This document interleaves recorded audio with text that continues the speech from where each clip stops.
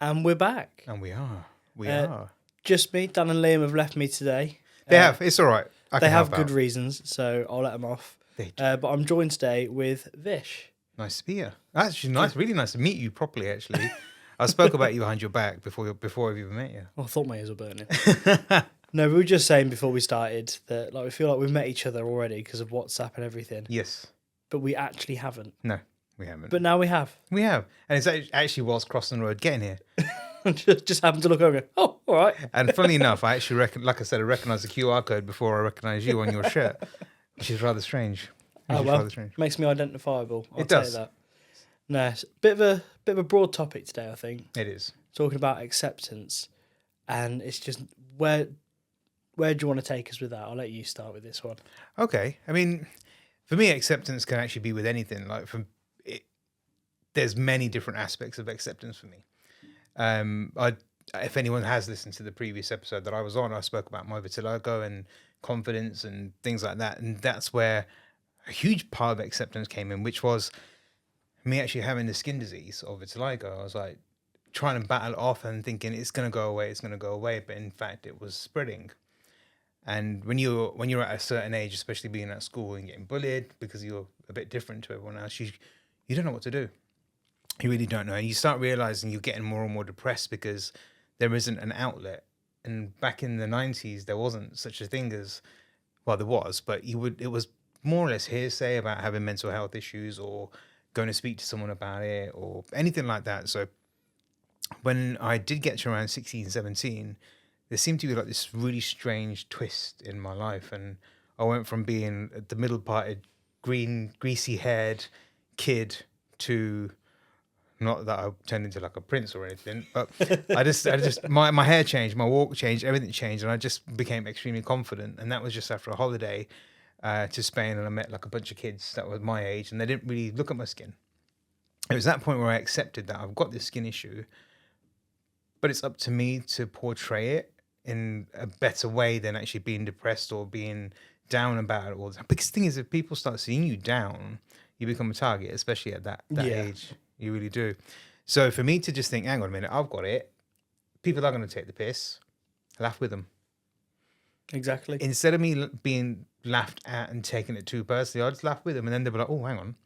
This isn't actually working the way I expected it. I want to take the piss out of you, but you're taking the piss out of yourself. And I was like, yeah, I am. Because I've got it. I can do that. You can fuck off. But that level of acceptance of just saying, yeah, I'm good with it. I'm cool with it. I noticed I was able to take a lot more control of my emotions, my reactions, my responses to people, whenever they brought things up.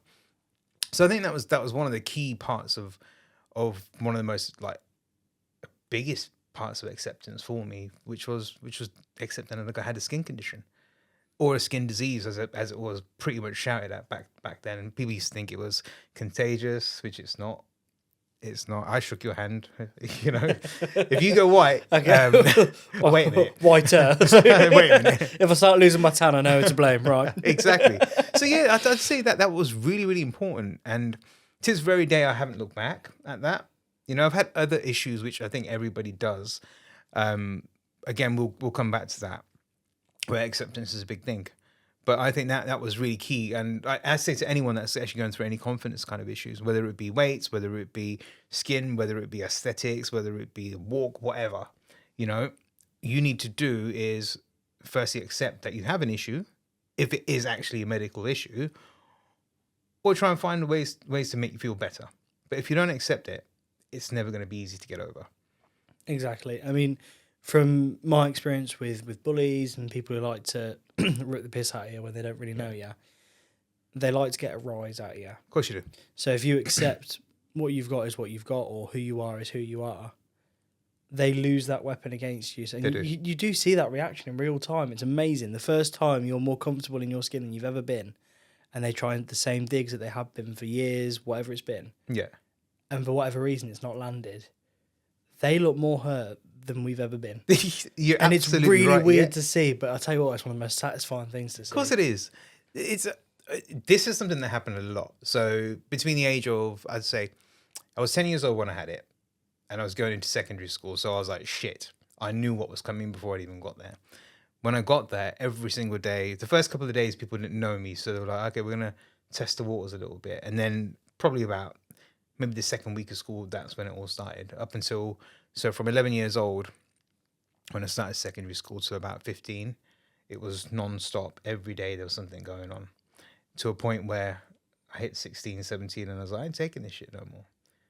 And things changed. And I think with confidence, when you hold your head high, and you're showing other people that you're confident about yourself, they've got no leg to stand on. They can't do shit. Yeah. And then people begin to respect you more because they're like, actually, you know what? Forget it. You know, the guys, it's weird to say this now, the guys that bullied me ended up being really good friends of mine. It's brilliant how that works. Isn't it? I know, it's strange. But also, some of them asked me for jobs. I mentioned this on the last podcast, but I told them to fuck off. They ain't working with me.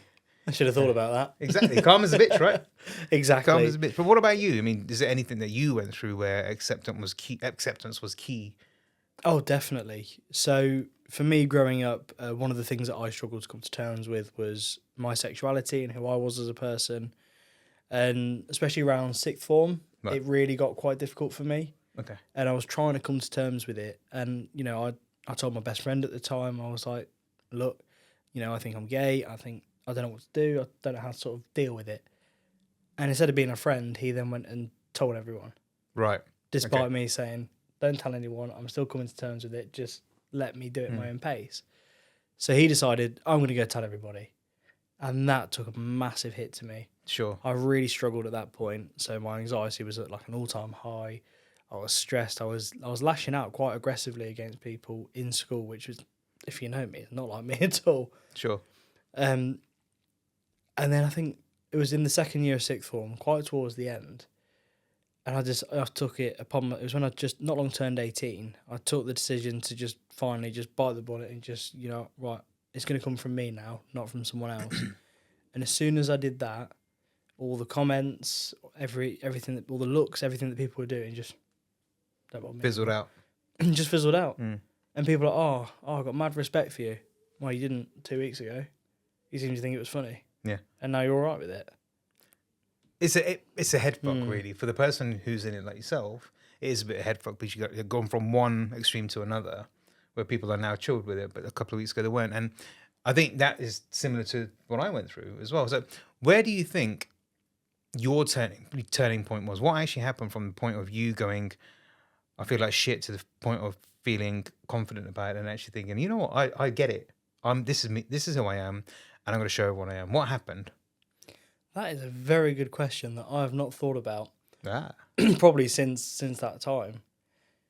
And I think at the time I did have quite a good friend who sort of, because my best friend at the time was someone I knew since like year 7. Been with it, like we've been really close ever since, and then got to that point and it was just all of that gone.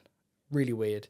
But someone I met in sixth form ended up becoming a really close friend at the time, and he helped me through it. Right.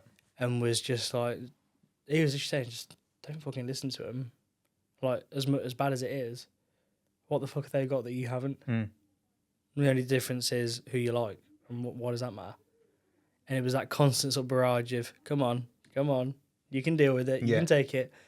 I sort of came to the decision by myself and just went, you know what, I'm just going to do it. I think I'd had a pretty bad day at school, and I just decided, you know what, today's the day, I'm just going to do it. So was it the whole, is it going to get any worse? Probably not. Can't get any worse than this, so just do it. Yeah, pretty much. I was like, it's going to carry on. I'm just going to do it. Let's see what happens. Might as well. Yeah. And then from that day, I just felt loads better. It was like this massive weight had come off, and all of a sudden everyone's attitude had changed as well. Yeah. I was like, oh, okay, that's because you accepted wasn't that bad as well. Yeah. Now, what about like support networks? You mentioned obviously having that friend who you met in sixth form and was egging you on and saying, look, just do it. Do you think having someone like that is super important, or do you think you could have done it by yourself?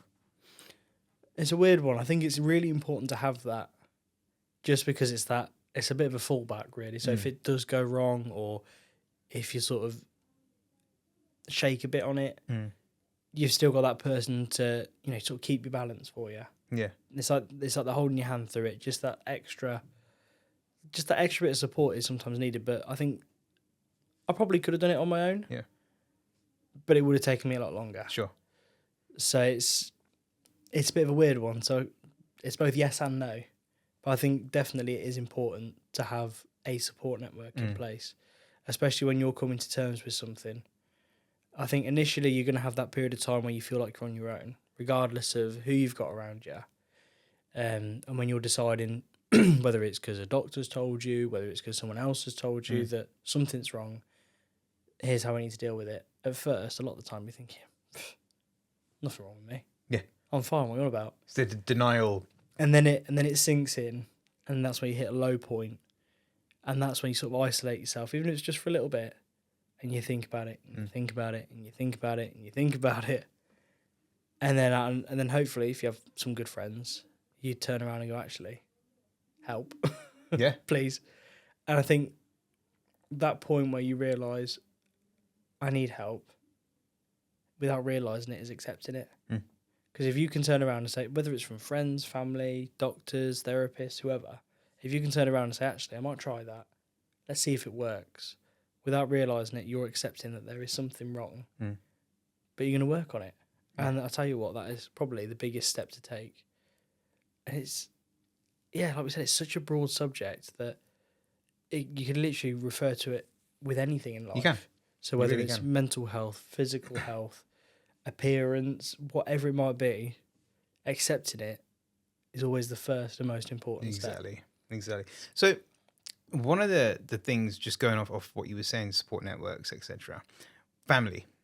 Now I have a great support network, which is friends and family, two completely different entities, which are pretty much the same now, if you think about it, because, friends are the family you choose, right? Yeah. So technically that's just how it all works. Now, I had great friends growing up, mainly when I was 16, 17. And some of the things that they used to say to me was, do you think that person gives a shit about you after they've probably thought what you're thinking that they're thinking? Which is probably nothing at this point. This is becoming a bit of a puzzle. So in my head, I'm thinking this person walking past is staring at me, looking at me, thinking, this guy's got white bits. When they're probably thinking, I'm curious to know what it is. You create this bullshit in your own head before it's even said, before it's even entered that person's mind. And when you have a support network behind you saying, they don't give a shit. They'll be gone in 2 seconds. I'll never see you again. Are you going to see them? No, probably not. Same on the beach. When I took my top off for the first time, he was like, Sat, his name is, my best mate. He goes, do you think anyone gives a fuck? And I was like, no, actually, no, not at all. And these sort of things are really, really important. My family were amazing throughout the entirety, because mum and dad were always trying to find some way of finding a cure, because that's what I wanted. Until I was about 15 and I thought, I can't be bothered anymore. I'm okay with it. So it's a very slow process of accepting when you're, I won't say recovering, because I wasn't. It was spreading. Vitiligo was spreading, and it was quite rapid. But I was okay with it at that point. I still wasn't okay about the bullying, but I was okay with that fact that I had it. But then it just got better and better and better. It's a slow process, but having that network around you makes life a hell of a lot easier. And I don't think just like you actually, I think the process would have been a hell of a lot longer. But then you also have to manage it yourself. You've also got to be that person to say, okay, I'm not letting anyone bring me down today. I do it every day now, not because of my skin, just because of general life. I mean, everyone's got their own shit to deal with, like bills, whether it be mortgage, whether it be work, whatever. But you got to give yourself a kick up the arse. You can't rely on other people to do that. But when you're younger, you do. Well, yeah, because when you're younger, you're still learning, your mind's still developing. You don't know how to play mind games with yourself to sort of almost gaslight yourself and say, you know what, no, it is a good day. Yeah. I'm going to just crack on with it. Exactly. But you got that choice. I think you have that choice, providing that you've had, and again, this is something that's really important. Like when you're going through these processes, talk to someone, because you have that choice of going to talk to someone, and then you also have that choice of being happy, because you then are able to manage it, because you've already offloaded a lot of stuff that you're thinking about. I'm not an expert, and I never say I will be, but learning to offload is one way of dealing with a lot of shit that you have, and also accepting the fact that you may have a problem. And my problem was accepting my skin, and all those years of me actually saying, I'm fine, I wasn't. To that one point where my mates were like, come on, if there's a problem, you need to talk about it. And I did. Interesting. This subject is super interesting, because I can ramble on. This is probably going to be a 9-hour episode. It's like you can go down a rabbit hole with it, and it just would not end. And it's like, because obviously we touched on some bits from sort of our younger years, but then we can bring it all the way up to the present. Yeah. So for me, I hit a really rough patch again. 2023. I mean, if you've listened to the podcast, you'll know I had a pretty shit year in 2023. So a lot of family bereavement, and then moving into some stress with work in the next year, and then some more bereavements. And it was like, what is going on? Mm. And it just seems like things were spiraling and getting out of control. And for whatever reason, in my head, I was saying, it's going to keep getting worse. It's not going to get better. Mm. Even though I know that's not true, your mind still says it. And it's, Of course it is. and for whatever reason, you believe it over what's true. So then 2024 happens. I have this thing going with work, and I have to take time off because I was ridiculously stressed out of my eyeballs and really anxious, and I was just really, really down and out. And then it's probably in December, I finally managed to get into my head. I turned around and I just went, you know what? Just deal with it. Mm. It's not as bad as it seems. Yeah, it's stressful. But that's okay. Things are going to be stressful, but it's not as bad as what you think it is. Yeah.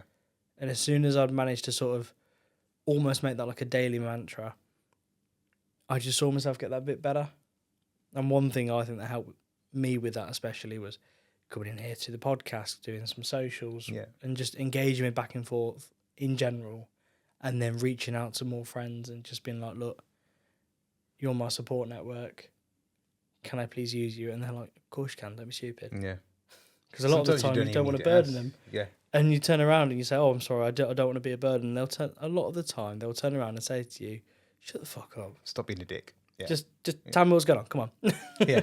Get it out. And, those are the kind of people you need around you, because you don't want to have to go to someone and actually feel that you can't. And there's nothing worse than you got someone in your mind, you really want to get it off your chest, but the other person's probably just going to talk about themselves a lot more. I've had that.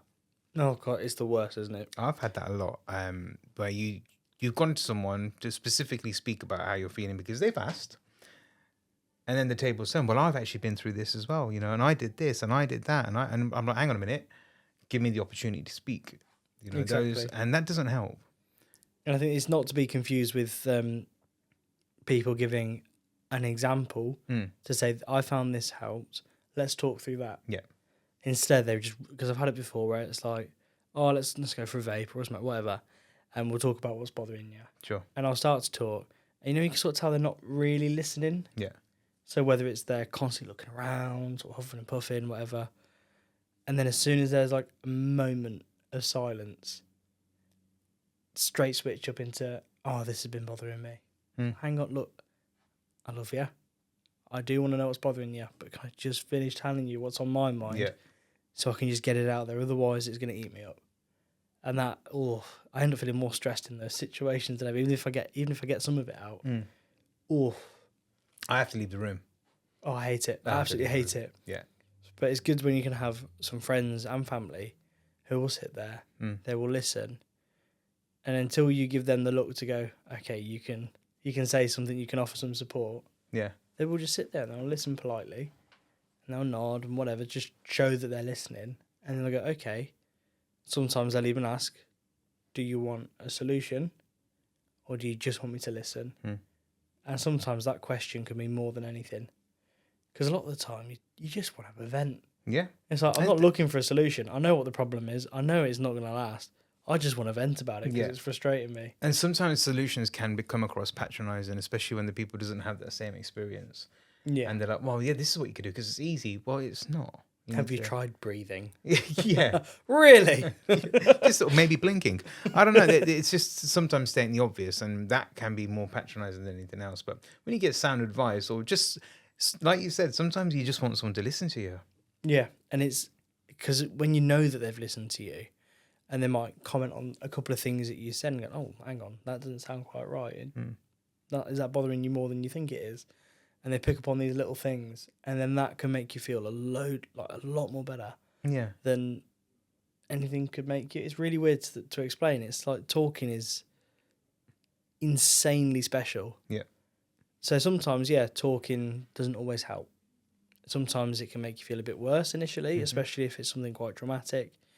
Or it can just, if you've had to repeat yourself quite a lot, it can be really draining. But I find most of the time, it is like just taking that weight off. Yeah. And just going, hold this for a second for me. Just need to rest my arms for a minute. Yeah. And you can take it back and carry on. It's like when you got loads of heavy bags of shopping, you put them down just for a minute. You go, right, stretch the fingers out. Okay, I'm good, let's go.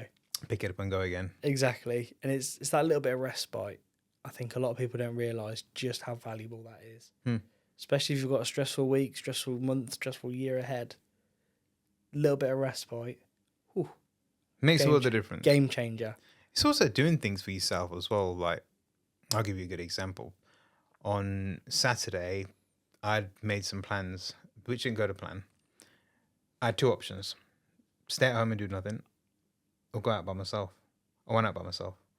And the whole plan was to go out. I went to Brinklow, sat on the Mott and Bailey, and watched the sunset. I had chicken curry and rice. Amazing. The same stuff I made on my first walk, actually. I had chicken curry and rice, and I just sat, and it was so beautiful. Listened to Energy 52, Cafe Del Mar, the orchestra version, so it was just really chilled out. No one was there. Went home, I felt refreshed, and I felt good because I felt at peace. And sometimes through the hustle bustle of work during the week, because I run my own business, you don't have that 5 minutes of respite. You don't, because it's constant go. You wake up and the first thing you think about is work. And a lot of the time, while it's important to have people around you and support network, it's so important to remember that time to yourself. Yeah. Even if it's 5 minutes, it's just that little bit. If you just sit and just let everything just pause for a minute. You know something? You said something which just made me laugh. Men, in general, have this thing where our time is on the toilet with the phone in a hand. It's true. That is 100% true because I do it. Oh, I do as well. Yeah. I'm going to cause myself some issues in the future with it, but it's that point where you get up and you've got no feeling in your legs anymore because you've been there for so long. You might not have needed a number two, but you've just gone and just sat there just for the sake of it. And you sometimes feel it's peace. better. Yeah. It's really weird. It's like I've seen this thing. I was on TikTok or something, and it's becoming a more, I don't know whether it's a popular thing or it's just people are recognising it. I think they call it bathroom camping. Yeah. I don't understand people who do it in public because I feel really uncomfortable in public toilets because they're usually disgusting. Yeah. At home's a different story. I'll happily sit there, well, not all day, but for a while. Just, I don't know what it is, but there's something about it that, because everyone knows it's a private space. You know what it is? No one's going to just come and walk in on you. Exactly that, because you've locked the door, no one's coming in. It's the only problem is if someone just starts knocking on the door saying they're desperate to go to the loo and you're like in the middle of a game.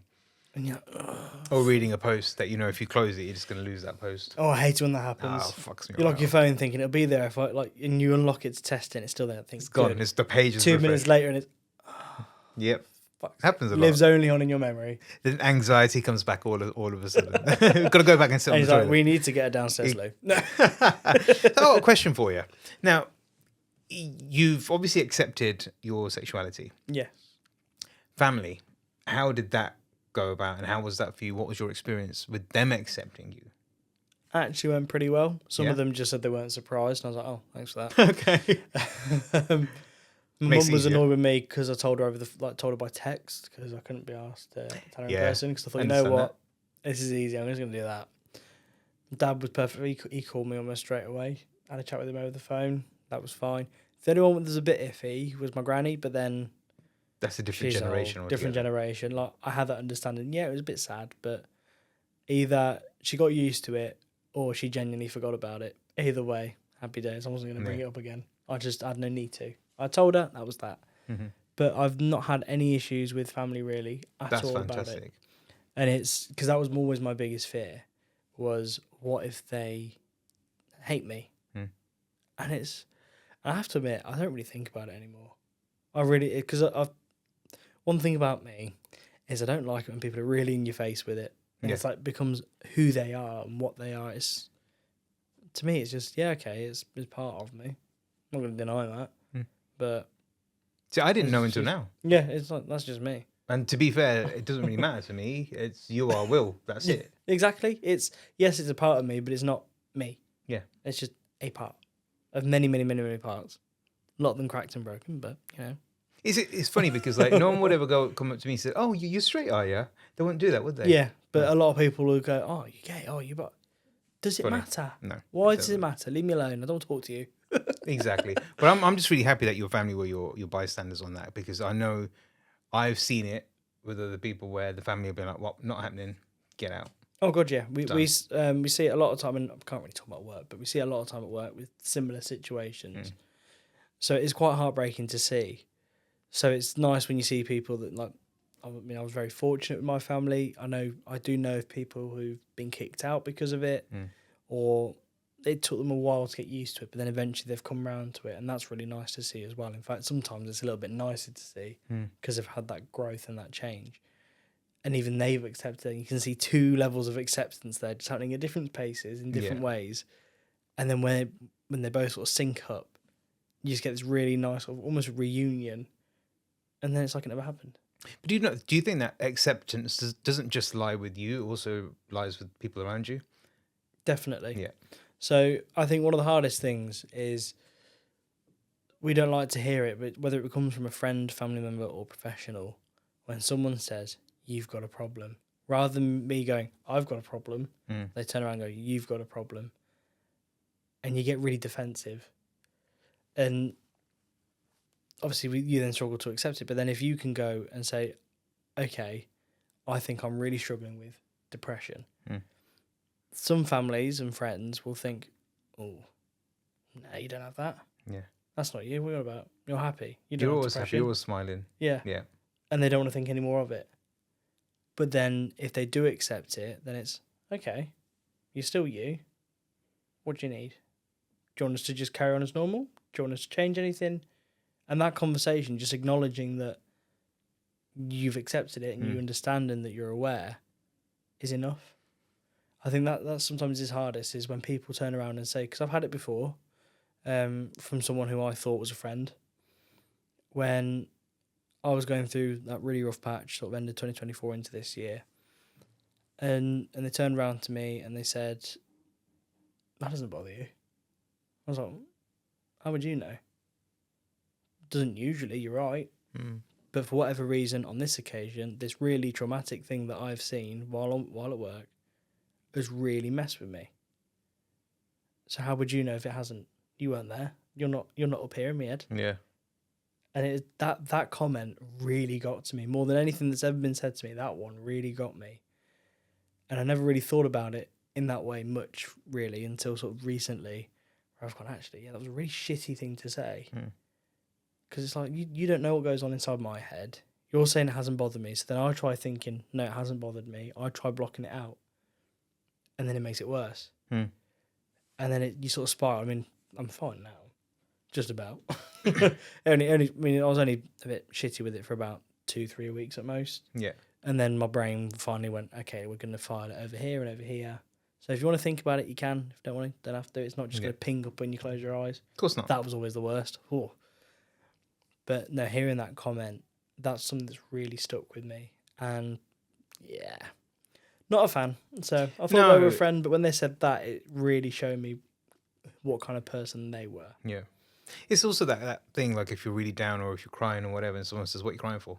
You don't need to be crying. Shut up.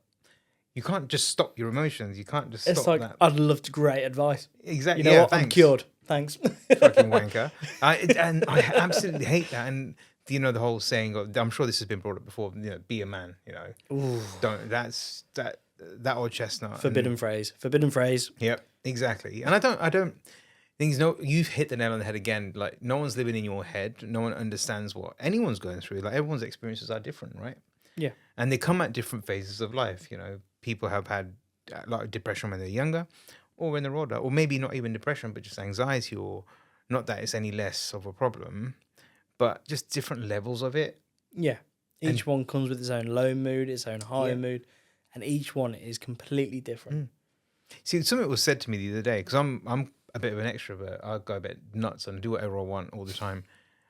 But then whilst having a conversation with someone, they're like, "Actually, you're introverted as well. You're introvert, extrovert." I was like, "What the fuck are you on about?" They go, "Because you like time to yourself. You like to chill out.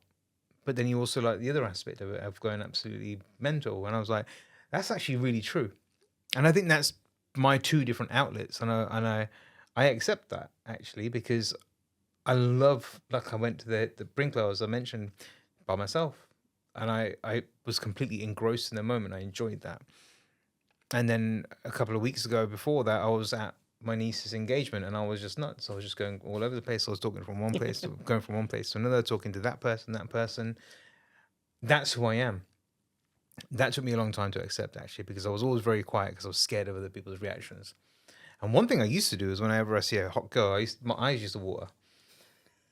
Don't, right? Because I used to water. So these girls were like, what are you crying for? This is when I'd ask that question. What are you crying for? You just met me. And I'm like, I don't even know. And it'd just be water just trickling down my eyes. You're like, I'm not crying, but for whatever reason, my eyes have decided they need moisture. Yeah. Let's just go with just that. my eyes are emotional, nothing else. Nothing else. But, you know, I think that's all part of growth. And now you just put me in front of 1,000 people, I will talk. I don't care about how people respond to me. Yeah. And I think there are quite a lot of people, I think, who would be introvert, extrovert without realising it. And it's all about what you need on that at that time, on that day. So for me, I could have had a week where I've been like involving myself with people and people and people and people like all day, every day, constantly talking, yammering on about God knows what. And then after that, I just think, I don't even want to talk. Sometimes you just want to sit in silence. Whether Sometimes that's the best. Whether that's on a nice hill somewhere, whether it's just in your room, whether it's just sat in your car for 5-10 minutes, just in silence. Sometimes it's exactly what you need, but then a lot of the time I find I'm getting really bored. And even if I go and do something by myself that's really fun, I'm like, I'm really bored that I don't have anyone to sort of share this with. Yeah. And that's when I go, okay, I need to meet up with some people. I need to, whether it's my other half, whether it's friends, family, whatever, I just think I need to do something. Because I can get pretty restless. So I feel like I need to be, sometimes I can have points in time where I'm like, I need to be moving 24/7. I can't stop. And I mean, that's going to be me on the 26th of July, little fun day drop there. Oh, yeah? That's going to be me because that's an all day thing. And I'm going to be from pillar to post. Yeah. From 9 a.m. to 6, but it's going to be after 6. I've got to clear everything up. But in that all day, I'm going to be all over. Of course you are. But so would you class yourself as an introverted extrovert then? Absolutely. Because there are times where it's like I could be in a room full of people and I don't want to speak to a single one of them. Yeah. I'll just sit there quite happily and just watch. People watch. I do like doing a bit of people It's watching. quite funny when you make up little stories in your head about why are they wearing what they're wearing. Let's imagine the conversation they had when it came to that. I also like analysing people and thinking, what are they actually thinking at this very moment and making up a story in my head? Oh, it's brilliant. I love that. It's good fun. And you can make up some wild shit. Oh. So you mentioned Fun Day. Yes. That's coming up soon, right? It is. It is not this Saturday. It's the Saturday after, the 26th of July, 12 till 6. What's going on that day? So it's at Broad Street Rugby Club over by Billingly Woods. We've got stalls galore. Yeah. So there's going to be some food stands, craft stands, bouncy castle. We're going to have the wellbeing. There's a wellbeing choir that's going. The club are putting on drinks and food for us. Some people are bringing their classic cars. There'll be a raffle, tombola. There is so much going on. And if anyone listening has ever been to the one that we did at Stoke Old Boys, that was only supposed to be some really small, low-level event. We ended up with nearly 50 stalls and a lot of people turning up. And that was our first ever one, like when we were still fairly new. That was one I came to, actually. Yeah. Yeah. A lot of people turned up. The weather was actually perfect for it because it wasn't too hot. No, it wasn't. There was a bit of I still got sunburnt to shit on my forehead. And I was just sat there in my sunglasses in a chair by the bouncy castle, making sure no one died on it. And it was just like, I thought, it's cloudy, it's fine. I remember going to the toilet and just sort of taking off my sunglasses. I was like, oh, shit. You look like me. I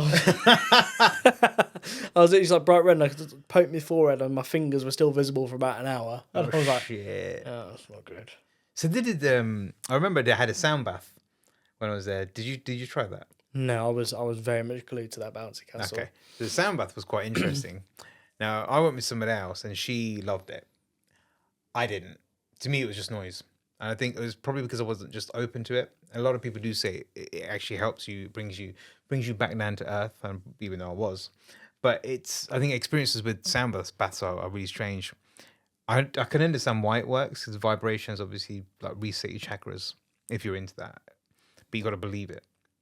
She loved it. She's not into that stuff. And I was like, What do I need to do to be a bit more open-minded about it? But I still would recommend it as a bit of an experience. Do you know if they're coming this time? I don't. Liam has been in charge of that. And he's not even here. So we'll blame Liam. Yeah. It's fine. But I've always wanted to try one because I always thought it's for people who have, especially a lot of neurodiversity needs, whether it's autism, ADHD, whatever it might be, sound baths can be really good for them, especially things like ADHD where the mind is just non-stop all the time. Go. There's never a quiet moment in there. But sometimes a certain frequency, for whatever reason, just hits and your brain just silence. It's like a reset button, isn't it? It's really weird because I've noticed it before, even on some like TikTok or Instagram videos, where it's just, this is a frequency, listen to it for about a minute, and all of a sudden you're just there in a catatonic state, drooling. You're like, oh shit. Well, isn't that why they play white noise to babies to help them sleep? Yeah, and sometimes it really helps. I mean, when I was young, I live fairly close to the M6, so now when I'm not at home and I'm in the middle of nowhere and there is no noise, it's really loud to me. Yeah. And yet, I'm by a motorbike, I'm like, yeah, sound, fast asleep. See, I'm partially deaf. I'm getting worse. And the only thing I ever hear is the high-pitched tinnitus noise. Yeah. And sometimes birds.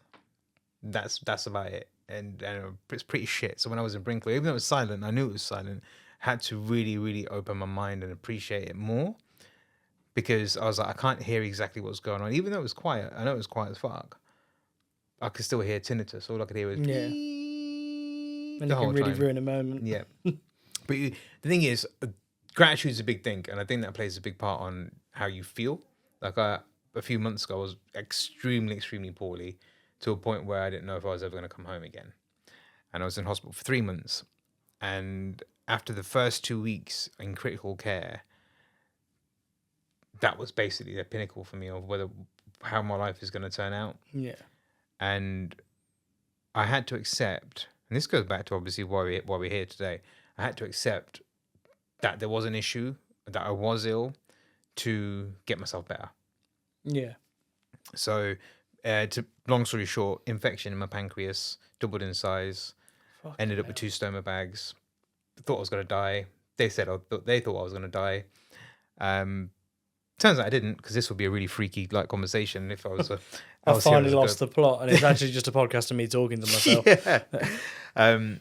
But then I had to think, okay, how am I going to get myself better? I'm going to be in bed here for God knows how long. I didn't know if I was going to be there for 2 weeks, a month, 3 months, and it was 3 months.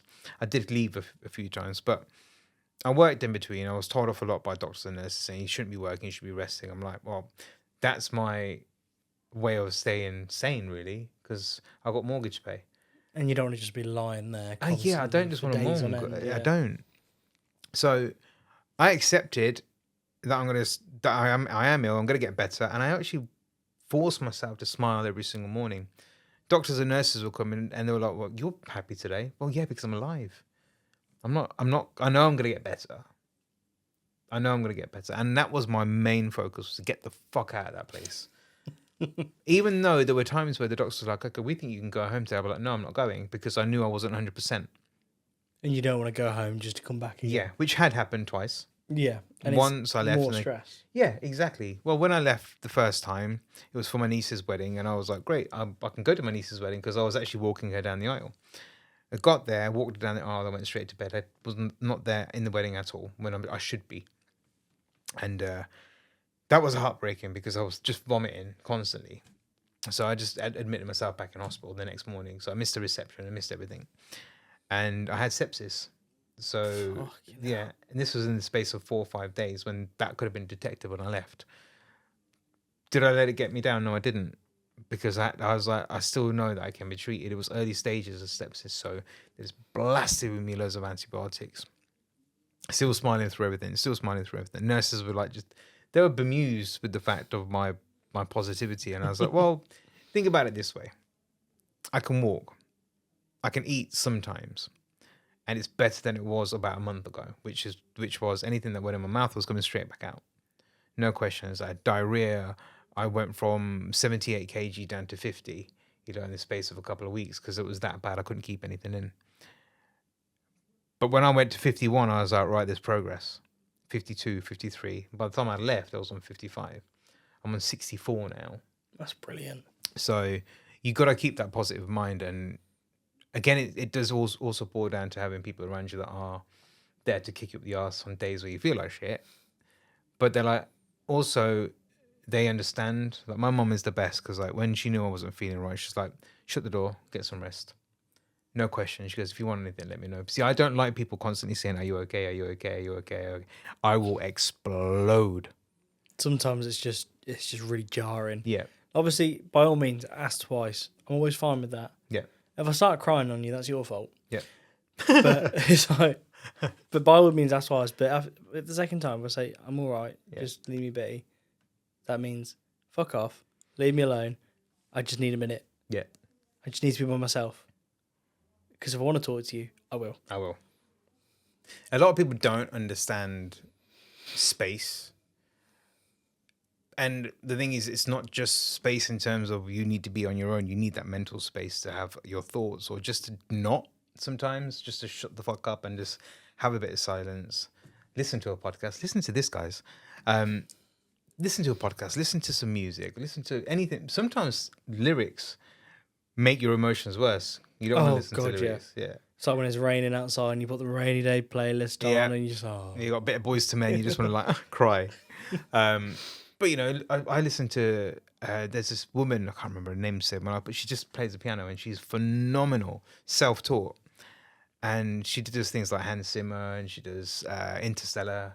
Everything she's learned by herself and she's phenomenal. So I'll whack that on. There's no lyrics. You know, you can't sing along to Interstellar. It's not really a singable song. And if you do, you know what? Let me know what your secret is. That's impressive. Yeah. Absolutely. No, I am a sucker for classical music. Yeah. Especially a good film score like Hans Zimmer, John Williams. Yeah. Absolutely. But no, I do love classical music. I have a sweet spot for it. There's this guy, right? You probably know the answer to this. He's a pianist, and his name starts with the E. Eunid. Einaudi. That's the guy. I can never get his name right. He's phenomenal. Oh god, yeah. He's on my Spotify playlist. His music is always so simple, but it's right. But it's repetitive. But I think it's the right kind of repetitive. It's comforting. Yeah, it is. It is. And I originally was going to go to Brussels to see him a few years ago, but my girlfriend dumped me, so that didn't happen. Oh. Yeah. Well, he still does concerts here and there. So he does. Who knows? It's never too late. No. Now, Liam has sent some things to the group chat. Oh, yeah. I'm very worried because I haven't actually listened to them. So apologies in advance. We're all hearing this for the first time. This could be horrendous. But he sent 2. I'm leaning forward because I can't hear anything. Hello, boys. Sorry I can't be there today, but it's someone very special in this household. My birthday? It's your birthday. It's my birthday! And how old are you? 3! You're 4. 4! Sorry, boys. That is the reason why I can't be here today, because Riley's super excited that it's his birthday, so we've got loads of things planned. I shall be back later with a certain love spuds that happened over the weekend, and Dan will be able to tell you part of it now. As you can tell, it's very excitable. So have a good one, and bye. Oh. So, well, definitely happy birthday, Riley. 4. Big 4. He's grown up really quickly. It's quite scary. Yeah, and also it was Liam's birthday not long ago as well. Yeah, and Bridget's as well. That's Happy a very expensive month for them. I feel sorry for them right now. That's all right. I'm sure they're living it large. So. Thankfully, in my family, all our birthdays are fairly far apart. Same. And it's quite nice. I mean, there is a bit of a stint of them, but they're all in separate months, so it's different paydays. So that helps. It works quite nicely, and none of us have a birthday around Christmas. Ideal. So that is a lifesaver. Ideal. Only one of us. My brother, he's in January, the beginning part of January. So it's just after New Year's, and you think, shit, Amazon Prime's not going to make it in time. Now, obviously, I'm sure you're well aware of Love Spuds. I am aware of Love Spuds. Right. Liam has sent one. Go on. So we're going to judge now whether this is a self-inflicted Love Spuds, and if it is self-inflicted, it doesn't count. But normally with Liam, it is. So let's find out. It's 46 seconds. So, okay, I'm leaning forward. Right. Love spuds. So, Sunday, it was Riley's party, to which Dan and Theo came along, late, may I add. But picture this, Riley's wish was to get Dan in a ball pit. And fair play to him, he did it.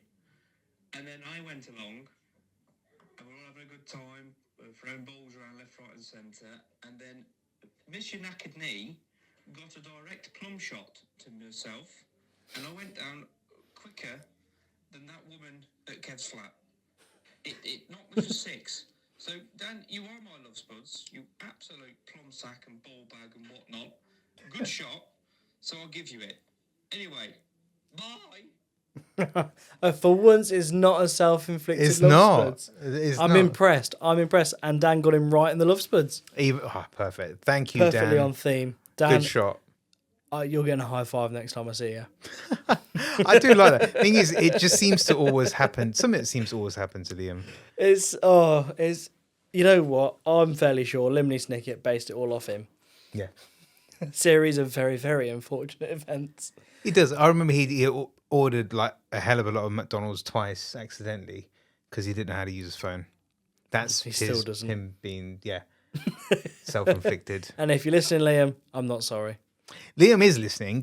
He definitely will be listening because If he he knows that doesn't, his we'll love have spud's going to words. be on. I know. So, Fish, what has grabbed your love spuds? This is quite a long one, but I'm going to shorten it as much as possible. So I own my own business, right? And it's for the last 15 years, it has grown and grown and grown. It's gone absolutely in the right direction. And the difficult thing is now, so I do a lot of work for the NHS, a hell of a lot.